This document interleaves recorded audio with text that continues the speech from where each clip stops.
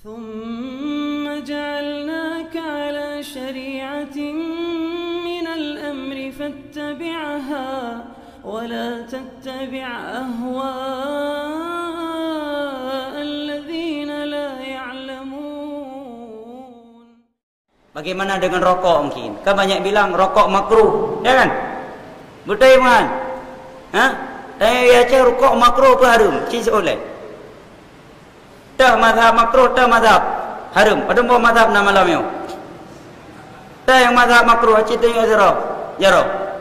Dah yang mazhab haram. Kata para ulama, hukum asal dalam makanan dan minuman adalah kebolehan. Ini hukum asal. Orang yang menyatakan rokok boleh, dia tidak dituntut dalil. Tapi orang yang menyatakan rokok enggak boleh, dia yang dituntut dalil. Kenapa? Karena dia keluar dari hukum asal. Jelas?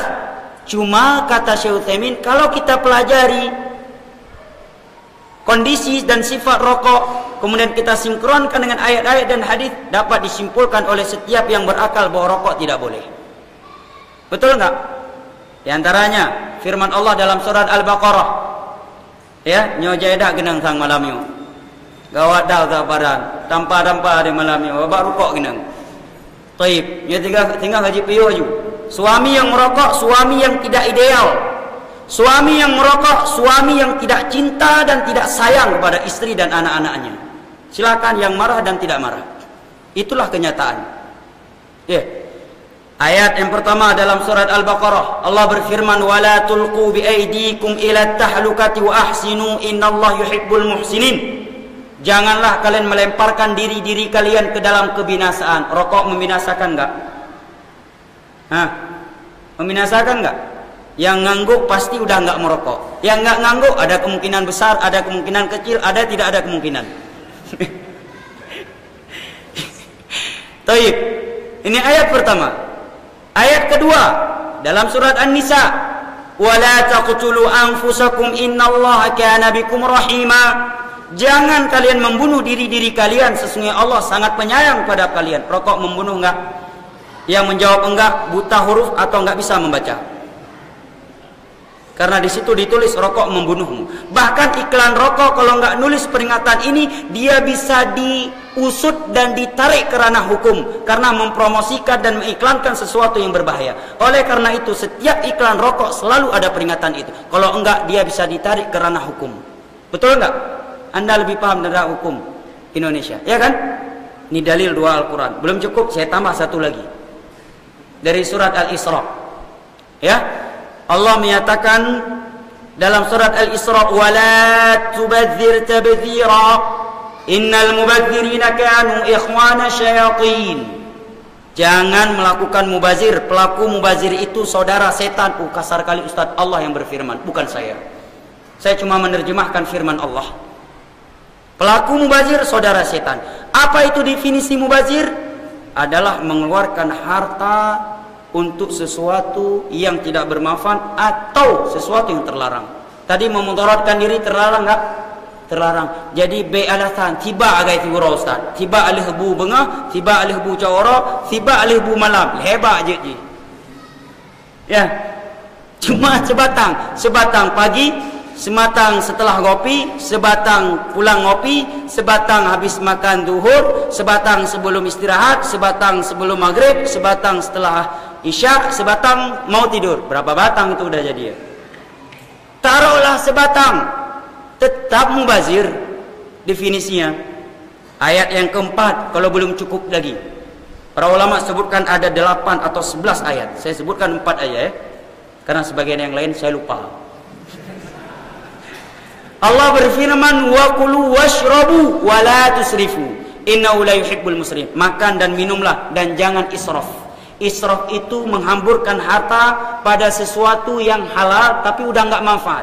Nasi 1 bungkus cukup, dia beli 3 bungkus, akhirnya berlebihan. Ini namanya israf. Nah, israf mengeluarkan harta untuk yang mubah, yang halal tetapi tidak bermanfaat, itu aja dilarang. Apalagi untuk yang tidak bermanfaat. Ya. Dari hadis banyak. Di antaranya, la darara wa la dirar. tidak boleh memudaratkan diri sendiri dan orang lain. Rokok memudaratkan diri sendiri dan orang lain. Bahkan perokok pasif lebih berbahaya daripada perokok aktif. Dan saya tambah lagi bahwa orang yang kentut sembarangan lebih mending daripada orang yang merokok sembarangan. Kenapa? Karena dokter sepakat dan mengeluarkan statement seluruh medis dunia bahwa perokok pasif lebih berbahaya daripada perokok aktif. Tetapi seluruh medis di dunia tidak mengeluarkan statement bahwa pengentut pasif lebih berbahaya daripada pengentut aktif. Tidak ada. Ya kan? Tidak ada statement. Ada dokter di sini? Ada pengentut pasif lebih berbahaya daripada pengentut aktif, Dr. Fauzan? Nggak ada kan? Ya. Kenapa? Ini sisi pertama. Sisi kedua, bahwa pengentut sembarangan lebih baik daripada, jangan pula dianjurkan, bukan saya anjurkan kentut sembarangan. Ini perbandingan. Lebih mending daripada perokok sembarangan. Sisi yang kedua, orang yang kentut, nggak ada orang yang kentut sembarangan setahu saya. Karena semua orang malu, ya kan? Nggak sengaja bunyi, malu dia. Coba perokok dengan santainya, dengan santainya. Di situ ada makanan, ada anak kecil, ada perempuan, ada baju orang. Nah, orang ngejak borong kopi, baje harga 1 juta baru 3 pakai. Wah, payah gantau kabe rokok. Tapi orang yang kentut, dia udah sengaja tahan, tom keluar, dengarkan kawan langsung malunya yang tampun. Orang yang merokok nggak punya rasa malu. Nah, Nabi menyatakan, "Idza lam tastahi fasna' ma syi'ta." Menyohana rasa malu, bubut eju pupu yang galak.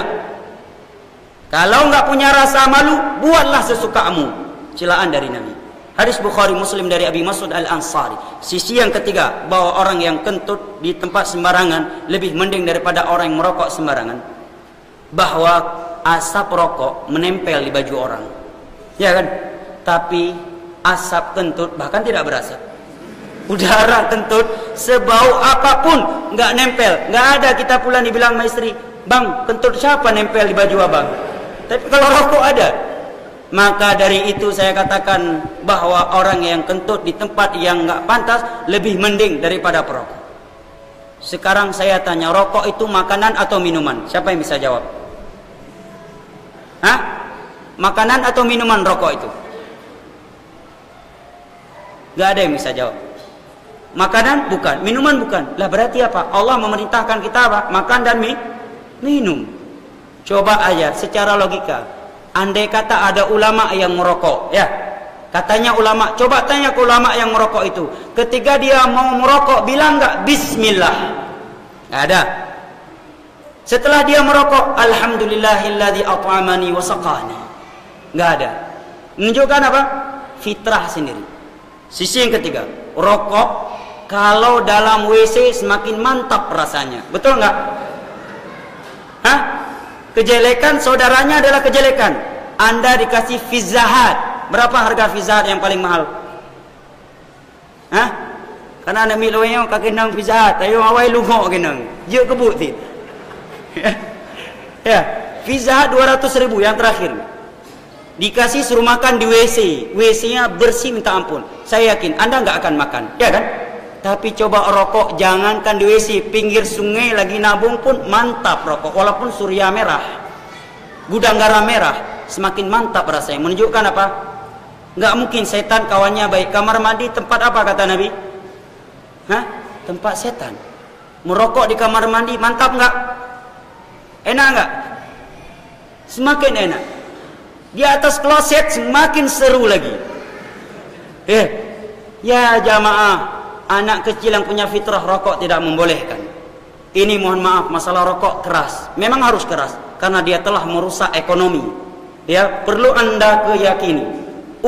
Keuntungan rokok paling besar digunakan untuk membantai kaum muslimin di Palestina dan di Suriah. Kalau Anda perokok, Anda penyumbang untuk membunuh dan membantai kaum muslimin di Palestina dan Suriah dengan membeli rokok. Saham rokok terbesar di dunia pemilik Yahudi. Dan di antara dana paling besar dalam membantai kaum muslimin di Suriah dan Palestina adalah dari rokok. Tuan-tuan harus saya yakini. Jelas ya? rusak moral. Anak kecil rokok di depan ayah kandung, ya nggak ada adab lagi. Si murid merokok di depan gurunya, bahkan datang nak rokok tiba, bayah lagi rokok. Nyoyah lu buka nama rokok, rupanya kabana agam di dalam tu. Ya. Moral rusak, ekonomi rusak, akhlak rusak, lingkungan rusak, kesehatan rusak, harta rusak. Masih kurang jelas masalah, kurang mantap jawabannya. Tanya mau sekali, apa hukumnya rokok makruh? Ini baru jelas jawabannya. Allahul musta'an.